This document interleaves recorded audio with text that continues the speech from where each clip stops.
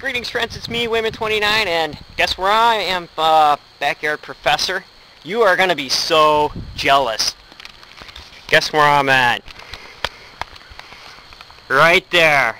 10 miles, 3 miles from my house. I am at the restoration of the Aaronic priesthood site. Joseph Smith's house once stood here in Oakland. There we have the information board. Yeah. I just wanted to do this video because I knew you'd be so jealous. And here it is, the site over here. Walking over here.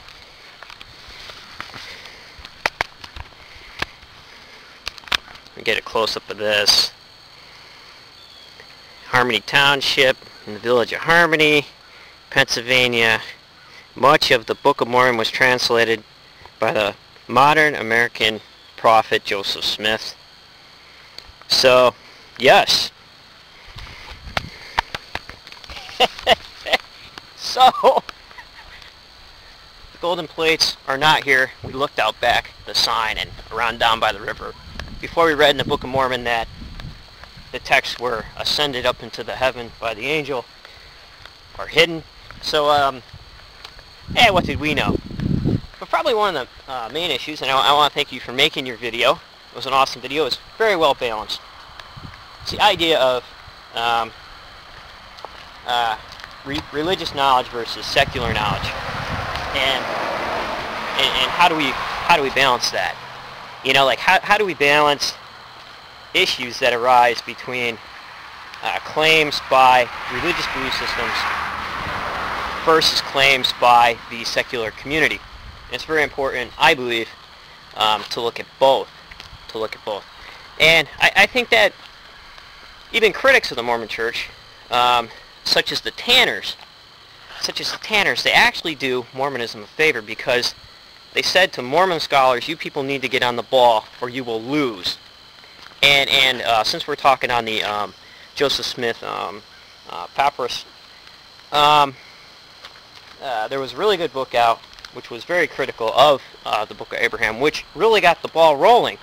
And this guy was giving it away for free. It's called With His Own Hand Upon Papyrus, and it was handed out for free on the internet. And you can get that book for free, and it goes into detail. Wreaked a lot of havoc, but it forced Mormonism to come out and do what they needed to do. Whether I believe it or not, it forced them to come out, and it forces them to do what they're doing right now, which is a smart thing to do if they're gonna defend the belief system. So it brings up a lot of great issues. I think Brey is another Egyptologist who actually performed a mummification of an actual mummy and actually succeeded in doing that. So he's another scholar that you might want to check out. On a lot of the stuff that you mentioned, with the vignettes not being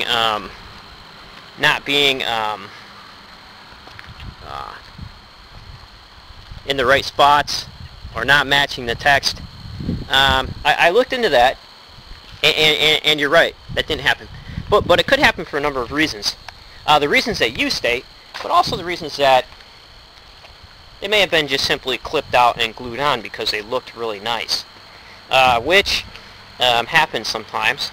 And also, maybe they forgot what the symbolism was, or maybe they had the drawings drawn up but just wrote another text under it. So these are some of the issues that can happen. And the issues with carbon-14 dating, as we know, you can have an older papyrus come back being the wrong date because it was really old and it was just written on, or may have been the writing on it may have been written over top of and used multiple times. So it's a big issue, and it's a big issue. So what I'm thinking, it works. Worked for Judaism, whether I believe it or not. That's why I remain agnostic so I can think critically about it. It worked for Judaism. It will work for Mormonism. If they have not already, I'm wondering why Mormonism and apologetics of Mormonism and the scholars never laid claim to the ancient mummy that was found here in the United States. The Kennewick Man, I think it was. Not a peep out of the Mormons about it. They should have been all over this, because I believe that he was, he looked as, or appeared to be as Middle Eastern, and the Kennewick. I think it was the Kennewick Man. I may have pronounced that wrong. I'll try to find a link on it. Also, another thing that I never found out on why Mormons never latched onto, to try to validate the text even more than they're doing, is the idea of documentary theory existing in the Book of Mormon. Why not? You have biblical scholars coming out and saying that about the biblical literature. Why not in the Book of Mormon? If it's truly a Hebrew text, maybe, and it's written in the Hebrew format, and it's written in the style of Hebrew as they claim, more people need to come out and show that it definitely is.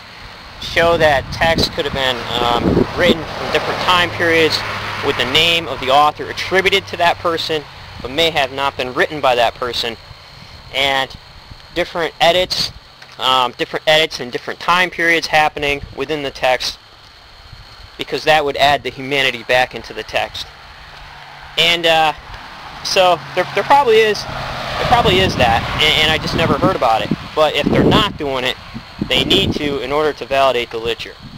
Also, whether I believe it or not, whether I believe the literature or not, is irrelevant. What I mean is, at what point do we give up truth for certainty? Truth for certainty. So at what point do we have to run around and prove everything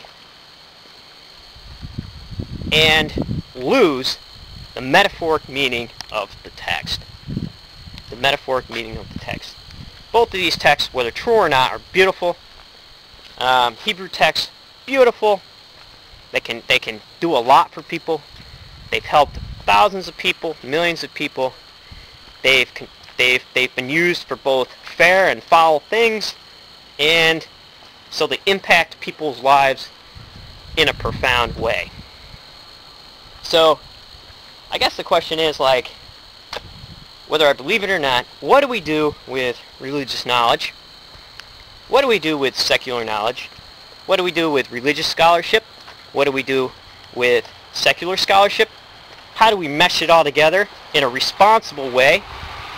A responsible way meaning, I guess, not giving our favorites brownie points. So, and it's the brownie points that bother me. So I guess what I'm trying to say is that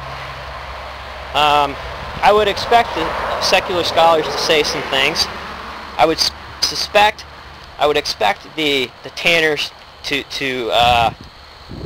magnify the criticism of the Mormon Church. So I take what they say with a grain of salt. I take what the retaliation of the Mormon Church in response to the Tanners with a grain of salt. And I know that historically, the history of the religious belief system and its construction are very much romanticized, and the history in secular ideas is romanticized. So it takes a lot to weed through all this stuff, and I believe you're doing that, Backyard. So thanks for the video. I will come down for the barbecue because you invited me over. It sounds like lots of fun. All they need is a plane ticket. And however, in your belief system you don't drink beer. However, I would not tempt you with such a thing, and I would bring something else to drink. Some fruit juice. So anyways, thanks for the video, and thanks for responding in the well-balanced way. And I really appreciate what you're doing. And keep doing what you're doing. Keep doing what you're doing. And I'm trying to learn Hebrew, so I kind of don't want to get back into Judaism because I'm kind of trying to stay on one track and do one thing at a time here. And you know how that can be. So, but I did look through a couple of my binders on Mormonism and checked out the situation.